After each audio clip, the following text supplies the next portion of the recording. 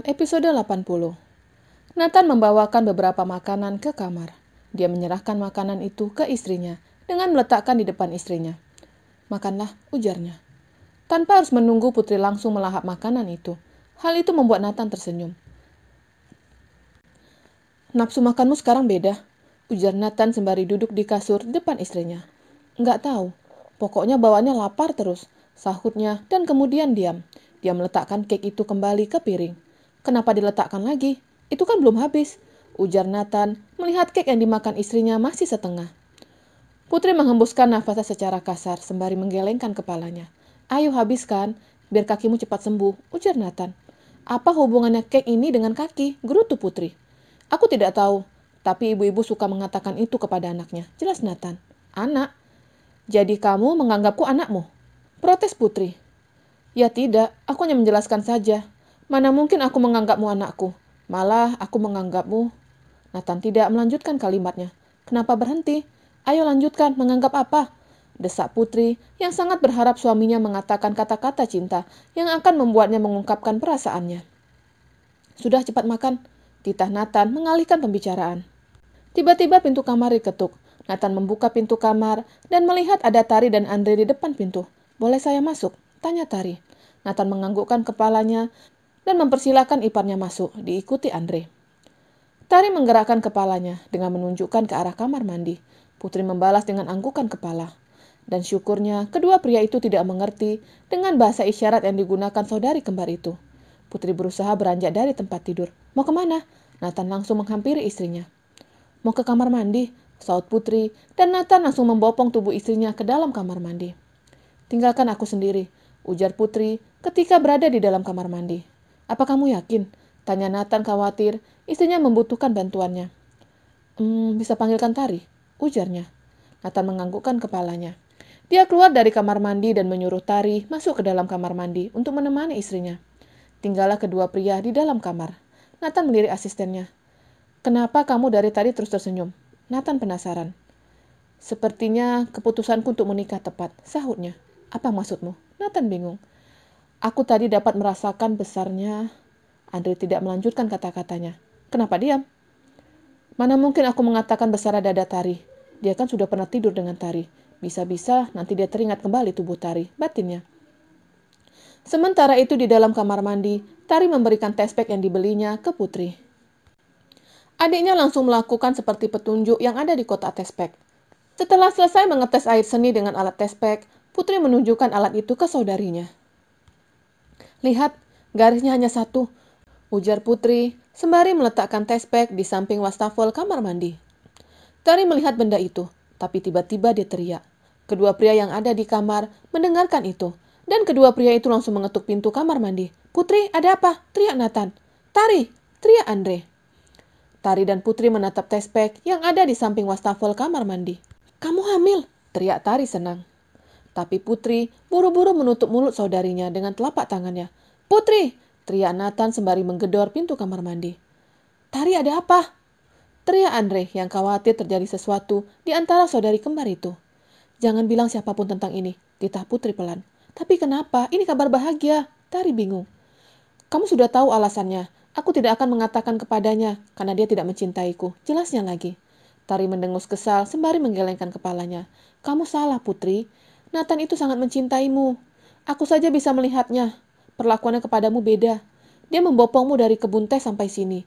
Dan tadi dia dengan sigap langsung membopongmu. Apa kamu tidak bisa merasakan itu?" "Aku tidak tahu, Tari.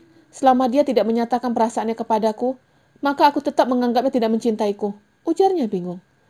"Jika kamu ingin dia menyatakan perasaannya kepadamu, maka aku akan mengatakan tentang kehamilan ini," ujar Tari dan ingin membuka pintu kamar mandi. "Jangan, Tari.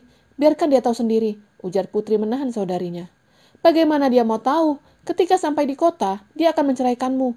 Sekarang waktu yang tepat," ujar Tari kesal dengan sifat keras kepala adiknya. "Jika memang harus berpisah, aku terima. Tapi jika Tuhan berkehendak kami tetap bersatu, pasti kehamilan ini akan diketahuinya sendiri," sahutnya sembari memegang perutnya.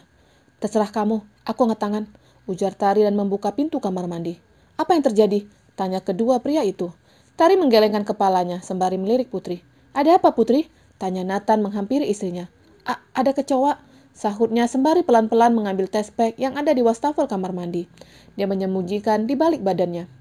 Nathan kembali membopong tubuh istrinya ke kasur. Andre memperhatikan tangan Putri yang seperti mengepalkan sesuatu. Kenapa tangannya seperti itu? Gumam Andre sembari mengerutkan dahinya. Jika kamu butuh sesuatu, katakan kepadaku, ujar tarik adiknya, dan Putri membalas dengan anggukan kepalanya. Tinggallah pasangan suami istri itu di dalam kamar. Nathan menatap istrinya dengan lekat. Apa kamu sedang menyembunyikan sesuatu kepadaku? Pertanyaan Nathan membuat Putri membulatkan matanya. Tidak ada, sahurnya dan langsung berbaring. Aku ngantuk, ujarnya bohong. Ya sudah istirahat. Nathan menyelimuti istrinya. Lalu dia berlalu keluar dari kamar. Ketika Nathan keluar, Putri buru-buru turun dari tempat tidur. Dengan kaki yang pincang, Putri berjalan menuju lemari. Tapi tiba-tiba pintu kamar kembali terbuka. Putri? Nathan langsung membantu istrinya. Kenapa tidak memanggilku? Ujarnya sembari membawa istrinya kembali ke tempat tidur. Kamu mau apa? Tanya suaminya sembari meletakkan istrinya di kasur. Aku mau ke sana. Sahutnya gugup sembari menunjuk ke arah lemari. Kamu mau ganti baju? Tebak Nathan. Aku mau mengambil tasku, sahutnya. Nathan mengambil tas istrinya yang ada di dalam lemari dan menyerahkan ke istrinya. Untuk apa tas ini? Tanya Nathan. Aku, Putri gugup. Aku apa? Nathan terus memperhatikan sikap istrinya yang berbeda. Aku lapar, sahutnya. Habiskan kayak gitu dulu. Aku akan mengambil di dapur makanan. Ujar Nathan dan berlalu keluar dari kamar. Putri buru-buru meletakkan tespek itu di dalam tas, tepatnya di tempat yang tersembunyi. Tidak berapa lama Nathan datang dengan membawa nampan yang berisi makanan. Ini ada soto, ujar Nathan sembari menyerahkan nampan itu ke istrinya. Wah, sepertinya enak, ujar Putri semangat. Dengan cepat dia melahap makanan itu. Nathan tersenyum dengan nafsu makan istrinya yang menurutnya berbeda. Putri menyodorkan sendok ke depan suaminya. Dan tanpa disadari, Nathan membuka mulutnya. Dia menerima suapan dari istrinya. Tapi tiba-tiba mereka saling diam. Putri langsung mengakhiri makannya. Aku sudah kenyang, sahutnya bohong. Nathan mengambil nampan itu dan membawa keluar kamar dan berhenti di depan pintu. Oh Tuhan, aku tidak mau berpisah dengannya, gumamnya pelan. Sinar matahari telah berganti dengan sinar rembulan. Semua menikmati makan malamnya di meja makan, termasuk Putri ikut makan bersama. Untuk sampai di ruang makan, Nathan harus membopongnya.